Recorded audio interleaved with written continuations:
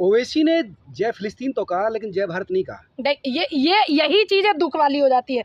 अगर आप फिलिस्तीन को सपोर्ट करते हैं तो क्या मैं बोलूं? अब बताइए आप, ओबीसी हिंदुस्तान में रहते, हिंदुस्तान का खाते, हिंदुस्तान के वोटरों का वोट लेते, क्या उनको जय भारत नहीं बोलना चाहिए था? आप सारे पत्रकार जितने तो बोला देखिए, आप ये बताइए, भारत बोलना चाहिए था नहीं? भारत, जय भारत हमारे देश में तब से चला आ रहा है, तब से हमारे देश जो है आज़ाद भी नहीं हुआ था। चाहे वो चंद्रशेखर आज़ाद, मंगल पांडे, शहीद आजम भगत सिंह, चाहे गनी गफ्फार, चाहे अंबेडकर, नेहरू, पटेल, चाहे कितने लोग हैं, तब से जय भारत चला आ रहा है। तो क्यों नहीं बोला उन्होंने जय भारत? बताइए। संविधान के सांसद ने भी नहीं बोला। देखिए, बिल्कुल मैं तो उनको भी गलत बोलूंगी। नहीं, मैं तो उसको भी गलत बोलूंगी, मैं तो उसको भी गलत बोल रही हूँ। भाई आप भारत में रहते हो तो भारत की जय क्यों नहीं? दोनों ही सांसदों को बोलूंगी, दोनों ही जनता के वोट से बने हैं और दोनों ही भारत की जनता के वोट से बने हैं। आप हमारे भारत की संसद में विदेशों को क्यों घुसेड़ते हो भाई? बताइए। आप भारत की संसद में बैठे हैं, भारत के मुद्दे उठाइए, भारत की जनता का मुद्दा उठाइए। इसका मतलब दोनों सांसदों का साफ है। मैं दोनों को क्लियर कर दूं, मैं असीमुद्दीन ओवैसी जी का भी क्लियर कर देती हूँ और मैं भाजपा के सांसद का भी। दोनों सांसदों ने जानबूझ करके अपनी सलाह मशवरा करके इस तरीके के मुद्दे उठाए ताकि संसद चले ही नहीं, ताकि संसद में जनता के मुद्दे उठे ही नहीं, ताकि संसद में भारत के मुद्दे उठे ही नहीं। इसलिए दोनों की, मैं तो पहले से ही बोलती हूँ, बी टीम है। असीमुद्दीन ओवैसी जो है वो बी टीम है भाजपा की, तभी दोनों अपनी साठगांठ से अपनी डपली अपना राग बजा रहे हैं ना। बताइए। मतलब कह रहे कि बीजेपी के साथ जुगलबंदी है। बिल्कुल जुगलबंदी है, तभी तो आपने संसद को, पहला संसद का सत्र था तो जनता के मुद्दे उठने चाहिए थे, जनता की बात होनी चाहिए थी। और एक ने उठा दिया फिलिस्तीन का, दूसरे ने एक दूसरे उसका हिंदू का उठा दिया। आप इनको तो ये भी नहीं पता होगा कि राष्ट्र शब्द आया कहाँ से था। ठीक है, किसको? ओवैसी को? ओवैसी को भी नहीं, और ना ही भाजपा के सांसद को। पत्रकार भी सीखते हैं। हाँ, पत्रकार सीखते हैं। तो सीखा उन पत्रकारों ने सीखा। बताइए, आप सारे पत्रकार सामने, आप बोलेंगे भारत में रह करके फिलिस्तीन की जिंदाबाद बोलोगे आप? बताइए। आप भारत का नमक खाते हैं, इसका विरोध कीजिए। ये भारत का, हाँ, देश समर्थन करता है फिलिस्तीन का। ठीक है, हम मजबूरियों में, हम सुनिए, हमारा देश जब ऊपर की नीतियों में समर्थन करता है तो हम करते हैं। हमारा देश, देखिए हमारा, देखिए आपको हिंदू मुस्लिम से आपका चैनल चलता, आप करते रहिए, मैं आपको फुटेज नहीं लेने देने वाला। हाँ, ये ऑन कैमरा बोल रहे हैं। ये हमारे देश के अपर का मामला है। जब फिलिस्तीन को जरूरत होती है भारत जा करके सपोर्ट करता है। तो आप बोलिए ना कि नियम का उल्लंघन हुआ है। बोलिए, बैरिस्टर साहब ने नियम का उल्लंघन किया? तो बिल्कुल बोल रहा हूँ। हाँ, कहाँ बोल रहे हैं? भी दर्ज हुआ तो देखिए, संसद सदस्यता जानी चाहिए। बिल्कुल जानी चाहिए। मतलब राहुल गांधी अगर जनता के मुद्दे उठाते हैं तो उनकी सदस्यता चली जाती है, असीमुद्दीन ओवैसी की नहीं जाएगी। क्यों नहीं जाएगी? फिलिस्तीन को हमारा भारत शुरू से सपोर्ट करता है, जब कभी इंटरनेशनल मामला आता है तब करता है, आर्थिक स्थिति से उनको पहले से सपोर्ट करता है, मौखिक स्थिति से करता है। लेकिन भारत की संसद में भारत का मामला होना चाहिए, बिल्कुल जानी चाहिए, दोनों की सदस्यता जानी चाहिए।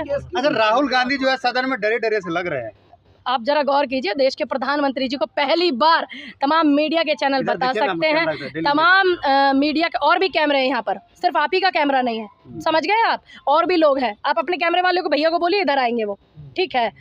अब इतने सारे लोग हैं इस देश में और आप सब मीडिया वाले, आप सब कवर करने वाले लोग हैं। ईमानदारी से बताइएगा, देश के प्रधानमंत्री जी को क्या कभी ऐसे देखा? नहीं देख उदास, क्योंकि हमने उदास नहीं किया।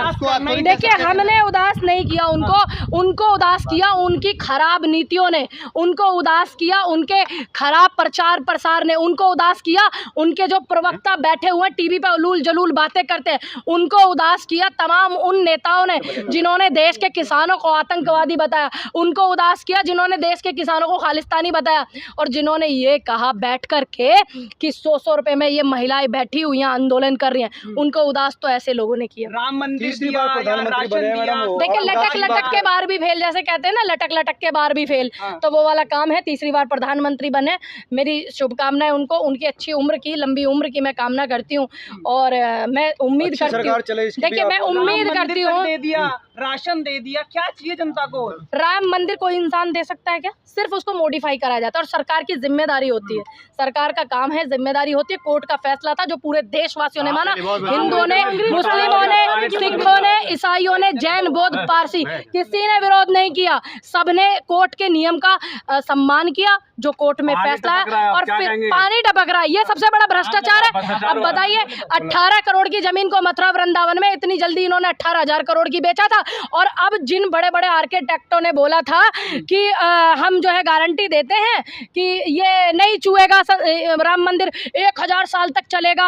अरे भाई, राम लला अब बारिश में पानी टपक रहा है तुमने जो वो घोटाला भ्रष्टाचार टपक रहा है भाजपा का, और वहाँ के जो संत हैं वो इस बात को मीडिया में आकर के कह रहे हैं। और ये बड़ी बात, मैं उनको नमन करती हूँ, ऐसे व्यक्ति को मैं नमन करती हूँ। इतनी तानाशाह सरकार के सामने होने के बावजूद वो अपने नियम से नहीं हटे और उन्होंने आकर के मंदिर की जो एक्चुअल स्थिति है उसको जनता के सामने रखा। अखिलेश यादव खिजा रहे हैं चंपत राय जी ने साथ में रख के, मोदी जी को अखिलेश यादव खिसा रहे हैं, हाथ पकड़ के उनको दिखा रहे हैं कि देखो हम अयोध्या से किसको जिता के लाए।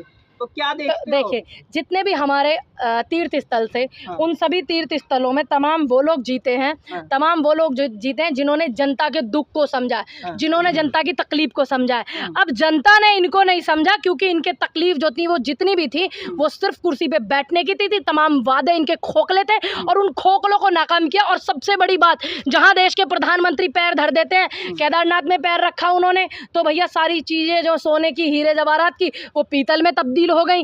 जाकर के उद्घाटन करने महाशय जी गए, अपना पूरा का पूरा इवेंट उन्होंने बनाने का काम किया, तो जाकर के वो राम मंदिर भी अब टपट रहा। मैं नहीं कहती, संत चंपत राय जी कहते हैं, चंपत ये चमत्कार है। तो जो 400 सीटें तो ऐसे बोलते थे जैसे मिस्त्री बना के धर का गया इधर से उधर रखनी हो, तो इस अहंकार को जनता ने तोड़ा।